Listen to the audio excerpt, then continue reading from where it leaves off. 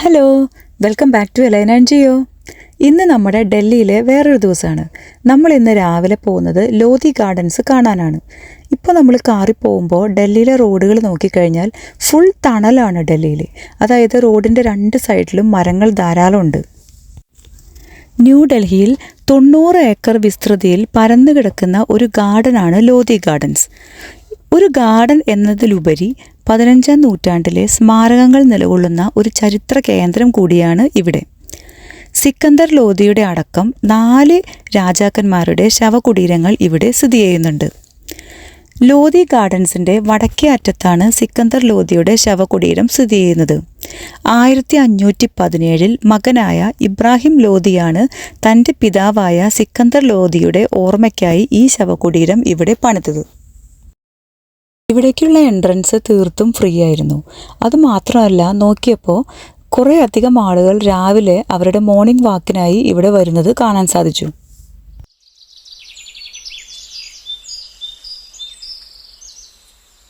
Name അടിയിൽ എഴുതി വെച്ചിരിക്കണേ. ഇപ്പം അവിടെ കോമൺ മൈന അതിൻ്റെ അടിയിൽ എഴുതിയിരിക്കുന്നതാണ് അതിൻ്റെ സയൻറ്റിഫിക്. അവിടെ കാണുന്ന നെയിമിങ് സിസ്റ്റം എന്ന് വെച്ചാൽ ഫസ്റ്റ് നമ്മൾ വിളിക്കണ പേര് ലൈക്ക് കോമൺ മൈന, അതിൻ്റെ താഴെ ഉള്ളതാണ് അതിൻ്റെ സയൻറ്റിഫിക് നെയിം. ഞാൻ പ്രൊണൗൺസ് ചെയ്യാൻ പോകണില്ല. അത് കഴിഞ്ഞിട്ട് ലോക്കൽ നെയിമാണ് ദേശി മൈന. ഈ ദേശി മൈനയാണ് നമ്മൾ ഇന്ത്യൻ മൈന എന്ന് വിളിക്കുന്നത്. Feeds on insects, flowers, fruits and berries. അപ്പോൾ എനിക്ക് തോന്നുന്നത് ഇവിടുത്തെ കൃഷിനും കൂടി ഹെൽപ്പ് ചെയ്യാനായിട്ടാവും ഈ ബേർഡ്സൊക്കെ ഇവിടെ നിൽക്കണമെന്ന്.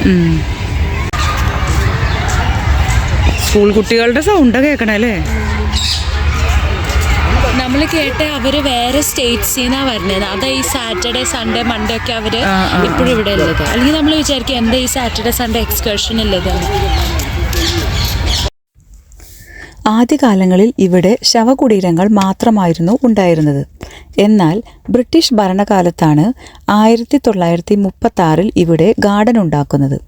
അന്നത്തെ ഗവർണർ ജനറലിൻ്റെ ഭാര്യയായിരുന്ന മേരി വില്ലിംഗ്ടൺ ആണ് ഈ ഗാർഡൻ ഡിസൈൻ ചെയ്തിരിക്കുന്നത്. അതുകൊണ്ട് തന്നെ 1936 ഏപ്രിൽ 9 ഈ ഗാർഡൻ ഇനാഗുറേറ്റ് ചെയ്തപ്പോൾ ലേഡി വെല്ലിംഗ്ടൺ പാർക്ക് എന്നായിരുന്നു പേരിട്ടത്. അതിനുശേഷം 1947 ഇന്ത്യക്ക് സ്വാതന്ത്ര്യം കിട്ടിയതിനു ശേഷം ആ പേരിൽ നിന്ന് ലോധി ഗാർഡൻസ് എന്ന ഇന്നത്തെ പേരിലേക്ക് മാറ്റി. ശരിക്കും പറഞ്ഞാൽ അന്ന് ആ ഗാർഡൻ കാണാൻ പോയിരുന്ന സമയത്ത് എനിക്ക് ഈ പറഞ്ഞ കാര്യങ്ങളൊന്നും അറിയുന്നുണ്ടായിരുന്നില്ല. അതിനുശേഷം ചരിത്രം പഠിച്ച് ഇതെല്ലാം ഇവിടെ പറയാൻ പറ്റുന്നതിൽ ഇതെന്താ ആരുടെയെങ്കിലും ടൂമ്പിന്റെ ഉള്ളിലാണോ നീ?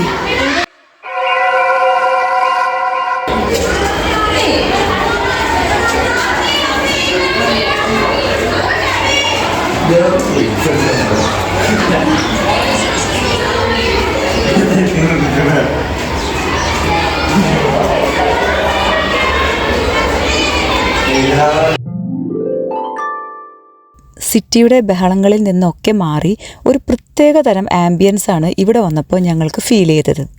കാലപ്പഴക്കം കൊണ്ടുള്ള കേടുപാടുകൾ കുറച്ചൊക്കെ സംഭവിച്ചിട്ടുണ്ടെങ്കിലും മുഗൾ ആർക്കിടെക്ചറിൻ്റെ ഒരു മാസ്റ്റർ പീസ് തന്നെയാണ് ഈ ലോധി ഗാർഡൻസ് എന്ന് നമുക്ക് ഉറപ്പായും പറയാൻ സാധിക്കും.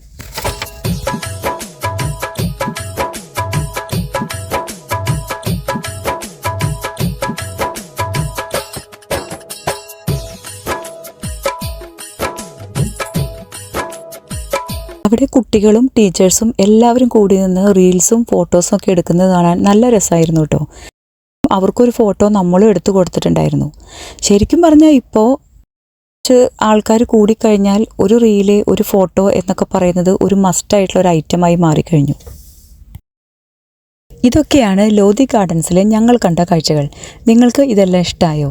ഇനി വീണ്ടും ഒരു നല്ല ഒരു അടിപൊളി വീഡിയോയുമായി ഞങ്ങൾ വീണ്ടും വരാം. അതുവരേക്കും ബൈ.